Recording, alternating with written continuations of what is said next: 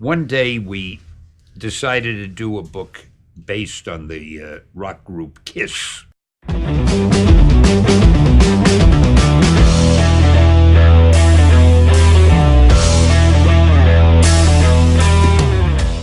Hello, comic book fans. I'm Kevin Gibbon, back with you once again this week on Comics Let's Talk in commemoration of the K.I.S.S. End of the Road Tour and K.I.S.S. Comics The End. We're going to take a look at the history of K.I.S.S. in the world of comic books. Gene Simmons was an avowed comic book fan and always wanted to be in his own comic. In 1977, he got that chance. Gene owned every Marvel comic ever written at that point. He must have been thrilled when production began on Marvel Super Special #1 in 1977. Of course, we can go back to before that with Howard the Duck's issues number 12 and 13, which also came out in 1977. That was their first appearance ever in a comic book. To save time, we're not going to look at reprints or trade collections, just original appearances. This is from Mars Will Send No More website and the Collector's Guide. Marvel Comics Super Special #1, Blasting Into Your Reality from the summer of '77. It's a double-sized K.I.S.S. Super Special from Marvel Comics. This Bronze Age treasure compiles interviews, a discography, and pics of the band with a multi-part Marvel Comics adventure penned by Steve Gerber. Publicity is really one of the most important things in the world. You could have the greatest product in the world. If people don't know about it, it dies of boredom. One day we decided to do a book based on the rock group K.I.S.S.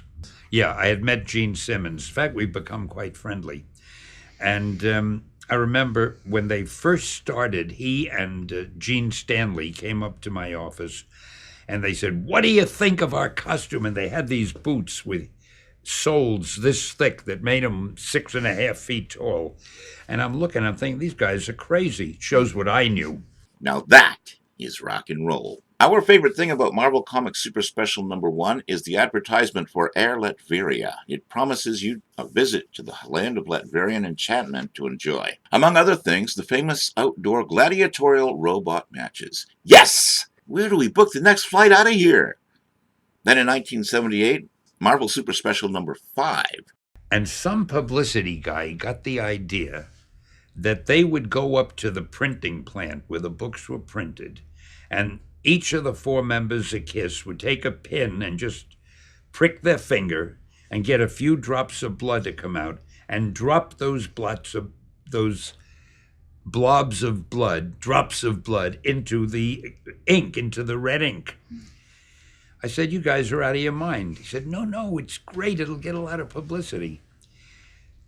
The idea being that every kid or everybody who bought a K.I.S.S. comic book in some way was getting a little bit of K.I.S.'s blood in that comic book. That's brilliant. And sure enough, they chartered a plane. I went with them like an idiot. We flew up to Buffalo where the press was. And I'll never forget this. The city of Buffalo had been told that we were coming. And there were policemen stopping, 2 limousines were waiting. Policemen were at corners stopping traffic while we went to the printer. And all I could think of was this traffic that was stopped.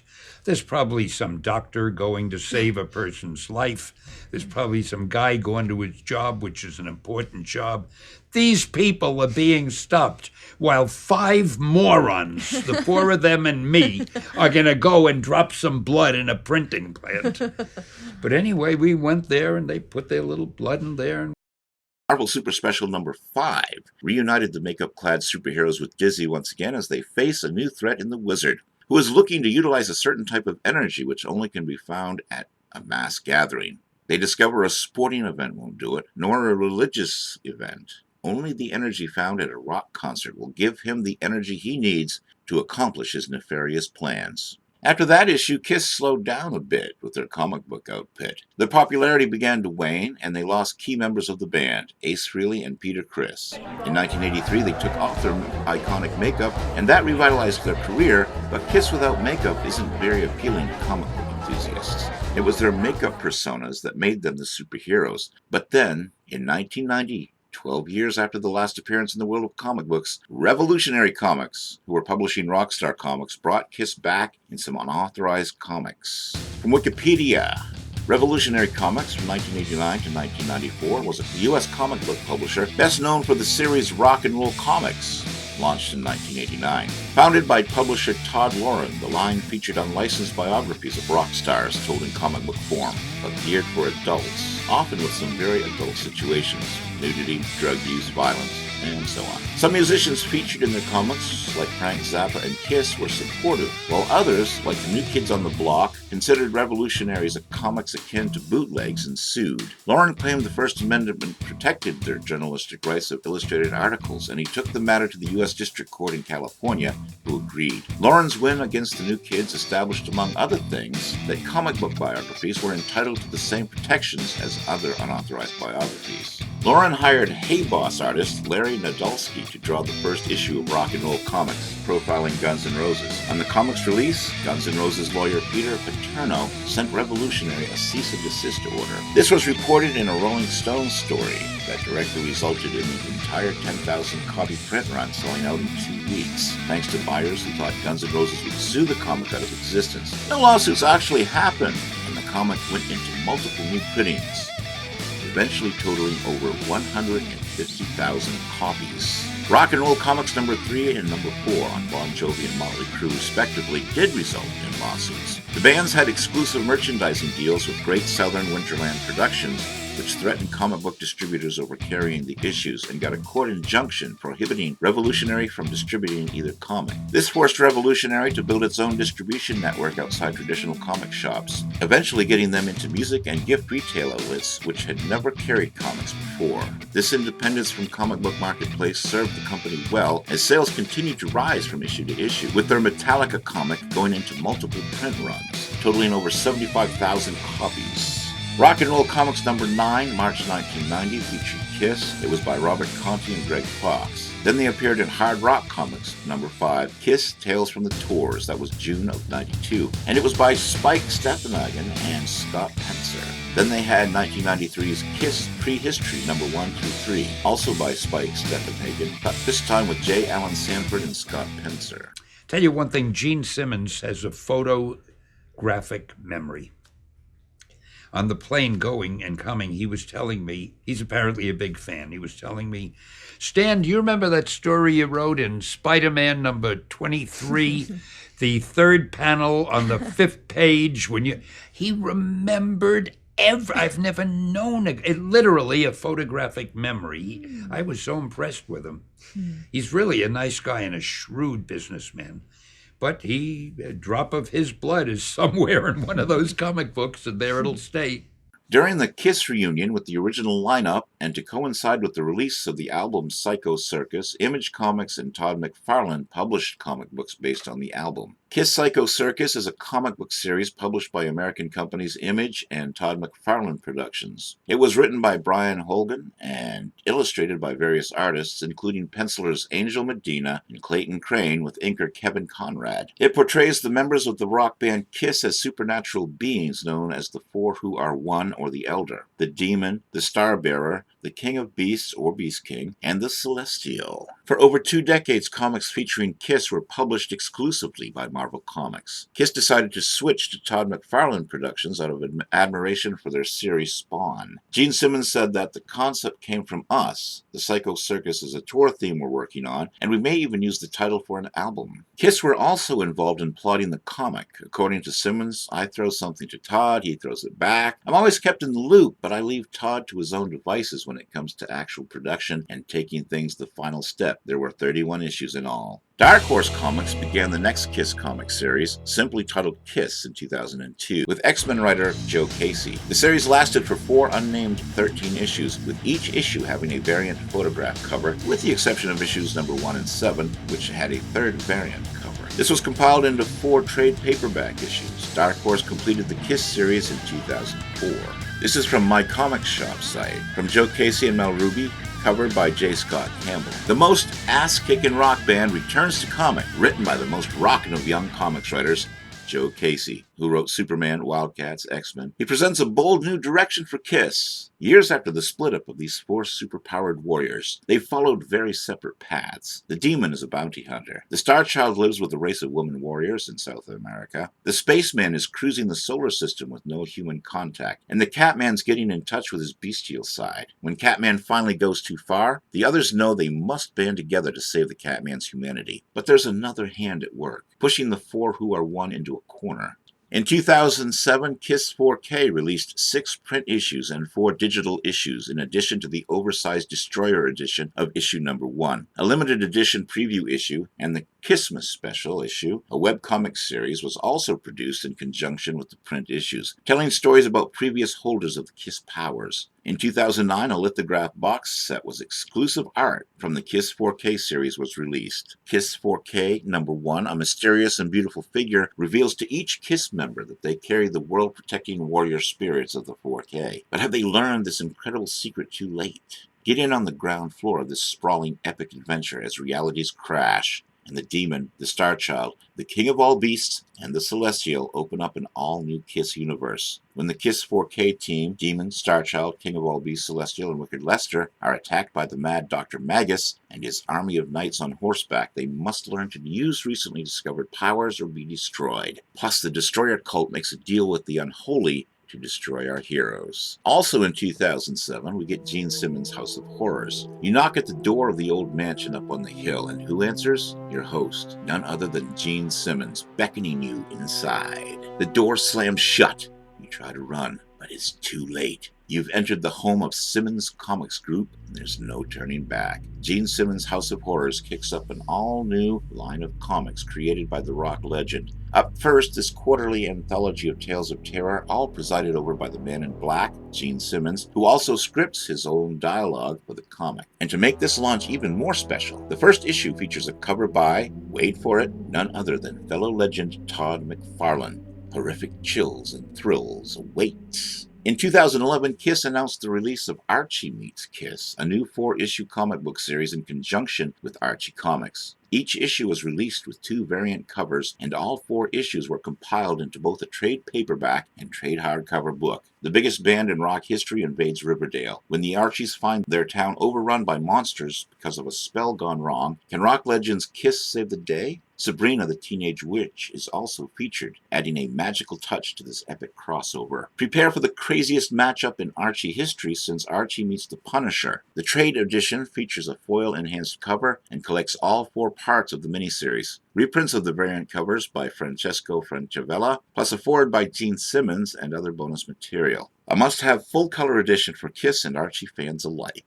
In 2012, IDW began publishing K.I.S.S comics. K.I.S.S was a series being printed by IDW Publishing, written by Chris Ryall and illustrated by Jamal Iqbal. The first issue was released in June of 2012, and the first issue is titled Dress to Kill and has 6 variant covers. Part 2 of Dress to Kill was released in July and has 5 variant covers, which includes A World Without Heroes Part 1. In a forgotten time of swords and sorcery, dragons and wizards, warriors and maidens, a once united kingdom has become irreversibly divided, ruled separately now by 4 very different overlords. The Destroyer finds a land and its estranged inhabitants ripe for the taking. He unleashes his chaos forces behind the planet, led by the ruthless general Black Diamond. In retaliation, the Elder sends the enigmatic She to deliver the 4 cosmic talismans, gifting the overlords with the powers of the Demon, Star Child, Catman, and Celestial. Can the 4 become one and save their world? The Elder's cosmic soldiers, known as the 4 Who Are One, are reunited just in time to face off against the Destroyer's evil proxy, General Black Diamond, who has unleashed his secret weapon. Will the combined might of the Demon, Star Child, Catman, and Celestial be enough to defeat the world's first dragon in 100,000 years? Next, IDW gave us K.I.S.S Kids in 2013, presenting the adventures of Little Demon, Star Child, Cat Kid, and Spacey, the K.I.S.S Kids gang. This rockin' new comic offers adventures for all ages and many in-jokes and familiar characters for the K.I.S.S faithful too. No blood or fire here, just laughs and fun tales of the little costumed maniacs and the crazy town in which they live. Also in 2013, we got the K.I.S.S solo issues. The 4 Who Are One go it alone. Up first, the Demon takes the stage in Radioactive, a tale of blood, revenge, fire, and the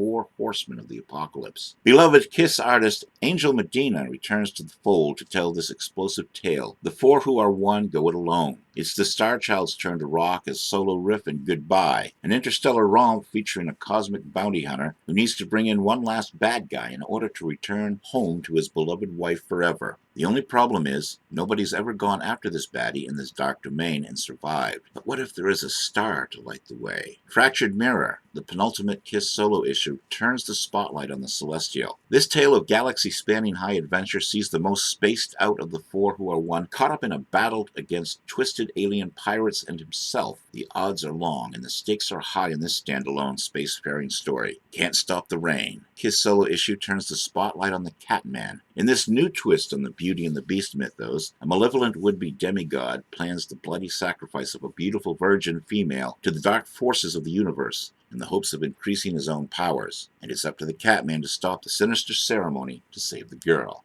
Kiss solo the Demon from IDW Publishing. Hey IDW fans, when he's not rock and rolling all night and partying every day, Chris Ryall is hard at work with Kiss solo the Demon. What kind of struggles will the Demon have battling as a solo act? I figured since they've never really been apart before, I should start out small and ease the character into being in a battle without anyone to watch his back. So in this issue, the Demon goes up against the four horsemen of the apocalypse, starting small and all. In this issue, he's trying to figure out just what the deal is with humanity, why they're so important in the scheme of things. So it opens with him trying to be human and understand humanity. And then the horsemen attack, and then he has to decide whether they're even worth fighting for. Also in 2013, Mars attacks K.I.S.S. The weekly invasion continues here. In 1970s New York, four teens are handed the power to become godlike figures, unless some attacking Martians find a way to steal that power for themselves. A tale torn from the original 1977 Kiss comic, courtesy of Chris God of Thunder Ryall and Alan War Machine Robinson. From Geeks of Doom, Mars Attacks K.I.S.S. returns to this very original story, first published by Marvel Comics in some sort of alternate Earth, and a bit of a what-if type of story. And what a hell of a what-if. What if the Mars Attacks aliens get their slimy mitts on the Kiss talismans before Jean, Paul, Ace, and Peter do? Quite simply, this happens. Underneath Kiss makeup, and with the powers of the talismans, the Martians use their new superpowered advantage to begin the destruction of the human race as the forward scout party of an impending invasion fleet.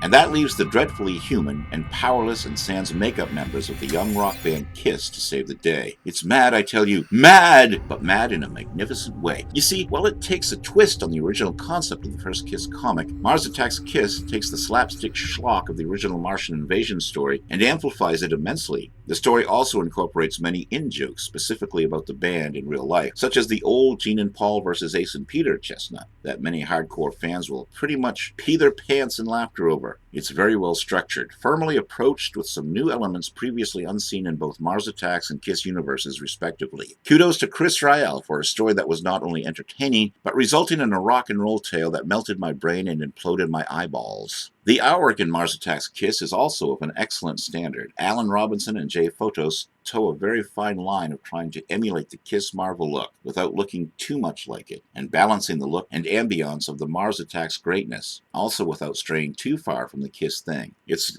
a delicate balancing act that many artists face with great crossovers, but I think they handled this tremendously well. There are some frames which will become immediately iconic to many readers, some of which I would probably pay a metric ton of money for to have enlarged and pinned on my walls. No, really, shut up and take my money. Mars Attacks K.I.S.S. is preposterous fun, brilliant, horrifying, hilarious, and total metal. This is most definitely going out as one of my comic book highlights of 2013, and the best part about it is that it's not just for the overly obsessed Kiss fan or the Mars Attacks sci-fi enthusiast. This comic is so meticulously written and presented, I truly believe that all comic book fans will get a kick out of it. And if you don't, then at the very least, I think you'll get a kick out of Martians trying to say rock and roll all night and party every day. Then Dynamite got the rights to produce Kiss comics in 2016, and their first series lasted 10 issues. Kiss is back to the future in this dark sci-fi adventure. In a world without sun and a world without heroes, four young friends embark on a dangerous mission to uncover the truth about the mysterious Council of Elders and their underground home, the city of Blackwell. But first they need some help from the past. What is the power of Kiss? In 2018, K.I.S.S met Ash Williams in K.I.S.S Army of Darkness. K.I.S.S is on top of the world and rocking faces until the Night Disciples of the Destroyer show up and the band disappears. With the tour cancelled, a young Ash misses one of the most important events of his life that will change his destiny. Now the Chosen One must get back on the right path and join the K.I.S.S Army of Darkness. From Geeks of Doom, you just can't go wrong with a story about K.I.S.S, you know? But like peanut butter and chocolate, some things are even better with a pairing. This holds especially true in K.I.S.S Army of Darkness #1. Entrusted with the power of the Destroyer, our fearsome foursome uses their power to protect mankind rather than for destruction. Starting off in 1979 at the height of their power, K.I.S.S finds themselves in a bit of a pickle. They have long fought the disciples of the Destroyer, but this time things are a little different. Caught off guard, our heroes find themselves at a disadvantage. 2 years and many questions later, we find that the world's greatest rock band has been missing since that night, and a certain scholar has been looking for help the entire time. No sooner does she find the ones she sought than the disciples return to finish what they started. But this time they may not realize what they started. The final page is a bit of a whopper, so be prepared.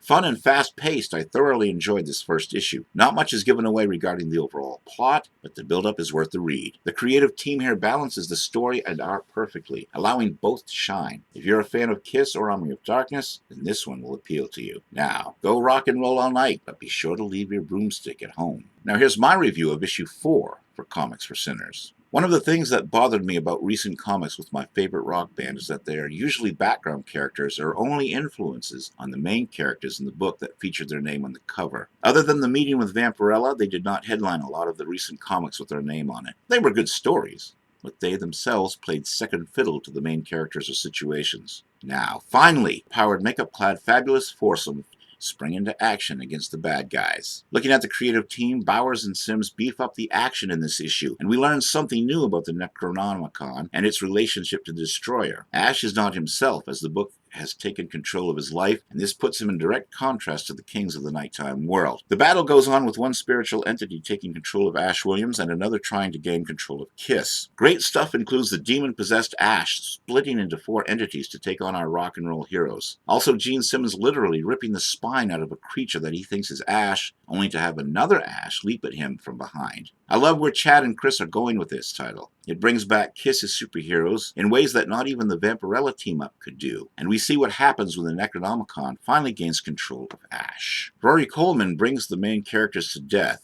as opposed to life, in unique ways, which really grab the imagination. K.I.S.S hasn't been in a battle like this in a comic book since their IDW days, and even then, most of their titles with them were kind of restrained. Most, but not all the time. Here we see them in action like we haven't seen in a long time. Coleman gives this plane of existence an eerie quality that a book like this needs. Highlights include the splash where K.I.S.S comes together as one, and the battle between K.I.S.S as one and the demon-possessed Ash. In conclusion, this book is so refreshing and a return to form for K.I.S.S as superheroes. We see both antagonists at their best and at their worst as they sink deep into the abyss and must do battle with each other. The story almost seems to conclude with this issue, but we're promised more as it? Nah, no spoilers. To be continued. I give it 4 stars, 8.7 rating. In 2017, K.I.S.S the Demon came out. Before Blackwell, before Morpheus, there was the music. In a small town in Iowa, 3 young K.I.S.S fans meet at a concert and form their own band, unaware that they are about to embark on a journey that will not only change their lives, but also the fate of the world, prequel to the ongoing series. Also from 2017, K.I.S.S met Vampirella. Los Angeles is a strange town on the best of days, but in the summer of 1974, the City of Angels feels especially demonic. Temperatures soar and wildfires burn. All sorts of strange creatures are drawn to town, including Vampirella. While Vampy goes out and hunts down monsters across La La Land, defending humanity from evil, she's also killing it every night on stage as a member of the all-girl rock group Witchcraft, defending rock and roll from a dying scene. Help arrives in the form of 4 creatures who've just flown into town: the Star Child, Demon, Spaceman, and Catman, away from their home turf and trying to record their new album. K.I.S.S discovers that all their favorite LA bands have mysteriously broken up, disappeared, sold out, or gone crazy.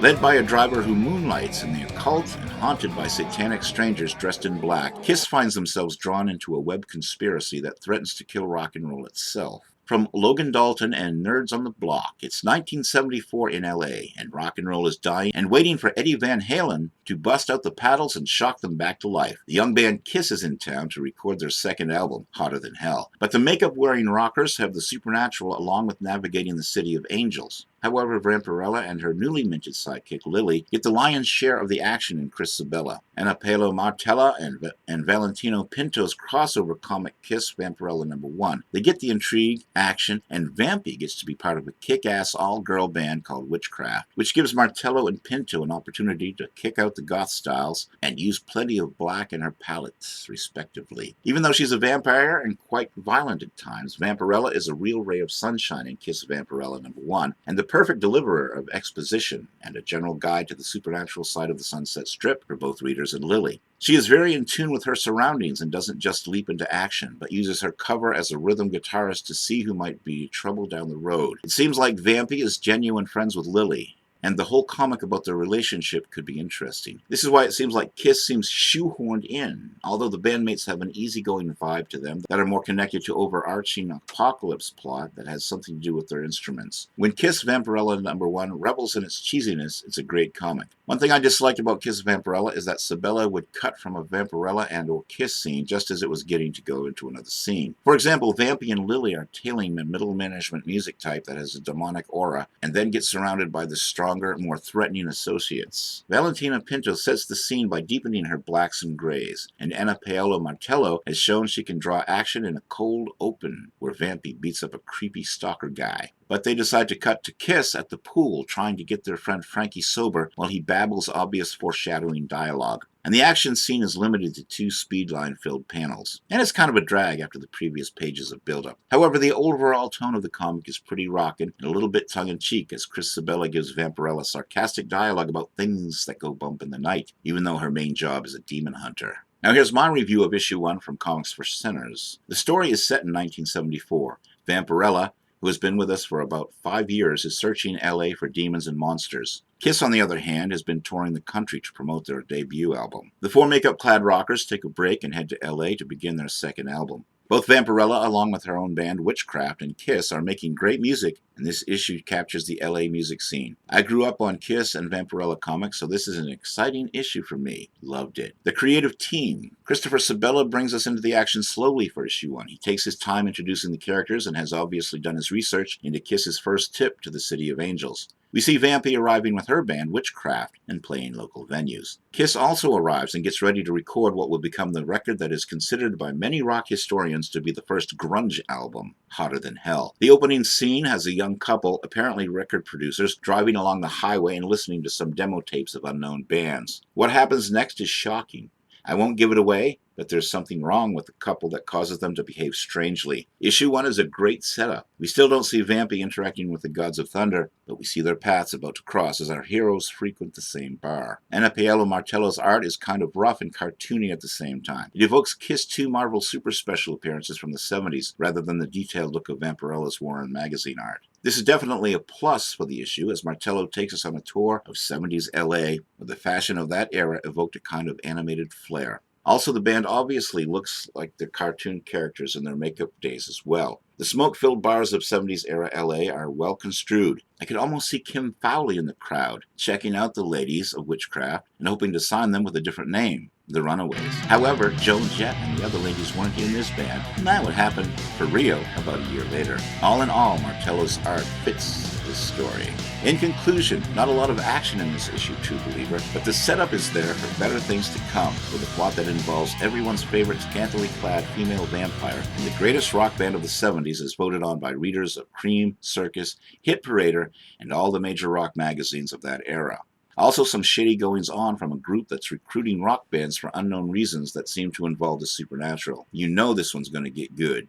Quick. 3 stars, 8.7 rating from this comic book reviewer. Then in 2019 we get Kiss, the End. What lies beyond our world? Is there a heaven? Is there a hell? When a young man finds himself on the wrong side of life, he encounters death itself and is set on a quest to seek out his errant demon offspring in an attempt to make his way back to the world of the living. But there is much peril on the way, and the only ones who can help him are Kiss. Jay thought his life was pretty normal until he died. Now, with the help of a mysterious girl named Mania, Jay is tracking down the members of Kiss at the behest of the Demon King. And if you think that is metal, just wait until we get to the part about the wasteland. Yes, Kiss and Dynamite Comics are releasing The End to coincide with the End of the Road tour. Will this be the end of Kiss comic books? Only time will tell. And that was my look, my friends, comic book fans, at the history of K.I.S.S in the world of comic books, from Marvel to Image and Dark Horse, also IDW and Dynamite, and several others. K.I.S.S has played an important part in the world of rock and roll and the world of comic books, and leave us with fond memories. And who knows? They did a farewell tour once before, just maybe. If you love comics as much as I do, you're going to subscribe to my channel. I review comics for Comic Crusaders. I also have my own franchises, Adolescent Radioactive Samurai Platypi and Carl Vincent Vampire Hunter. They're available on Comics Central, Indie Planet, and Comixology. Check them out. Stay tuned to this broadcast for more information. Also, like the Facebook pages for each franchise for more information. Check out my Patreon site for some neat original artwork and shows that you won't find on YouTube. Until next time, this is Kevin Gibbons saying so long and keep reading those comics.